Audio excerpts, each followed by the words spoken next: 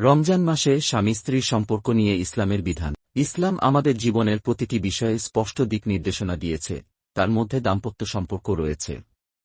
রমজান মাসে স্বামী স্ত্রীর শারীরিক সম্পর্ক নিয়ে কুরআন ও হাদিসে সুস্পষ্ট নির্দেশনা দেওয়া হয়েছে, যা জানা অত্যন্ত জরুরি। কুরআনের বক্তব্য। আল্লাহ তাআলা পবিত্র কুরআনে ইরশাদ করেছেন, রমজানের রাত্রিগুলোতে তোমাদের জন্য নিজেদের স্ত্রীদের সাথে সম্পর্ক স্থাপন হালাল করা হয়েছে।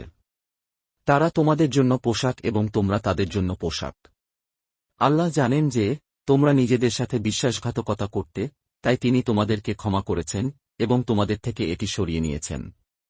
এখন তোমরা তাদের সাথে মিলিত হতে পারো এবং আল্লাহ যা তোমাদের জন্য লিখে দিয়েছেন তা অনুসন্ধান করো। সূরা আল-বাকারা 2:1-8 আয়াতের ব্যাখ্যা অনুযায়ী, ইফতারের পর থেকে সেহরির আগ পর্যন্ত স্বামী স্ত্রী শারীরিক সম্পর্ক স্থাপন করতে পারেন, যা সম্পূর্ণ হালাল। সেহরি শুরু হওয়ার পর থেকে ইফতার পর্যন্ত শারীরিক সম্পর্ক করা হারাম এবং রোজা ভঙ্গের কারণ হবে। হাদিসের বক্তব্য। হযরত উমর এর ঘটনা। তিনি একবার রমজানের রাতে স্ত্রী সহবাস করেছিলেন, কিন্তু ভুলবশত সেহরির সময় হয়ে যাওয়ার পরও তিনি বুঝতে পারেননি।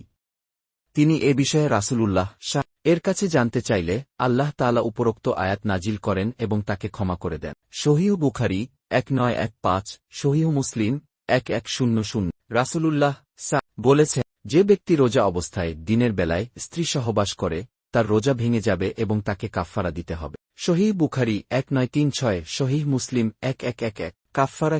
যদি কেউ রমজান মাসে দিনের বেলায় স্ত্রী সহবাস করে, তবে তার রোজা ভেঙে যাবে এবং তাকে নিম্নলিখিত কাফফারা দিতে হবে। একটানা 60 দিন রোজা রাখতে হবে, মাঝখানে কোনো বিরতি ছাড়া। 2, যদি শারীরিকভাবে সক্ষম না হন, তবে 60 জন গরিবকে খাওয়াতে হবে। মূল বিষয়গুলো সংক্ষেপ। ইফতারের পর থেকে সেহরির আগে স্বামী স্ত্রীর সম্পর্ক হালাল। সেহরি শুরু হওয়ার পর থেকে ইফতার পর্যন্ত শারীরিক সম্পর্ক করা হারাম ও রোজা ভঙ্গের কারণ। দিনের বেলায় ভুলবশত যদি কেউ এ কাজ করে, তাহলে তাকে কাফফারা দিতে হবে। উপসংহার। রমজান আত্মশুদ্ধির মাস।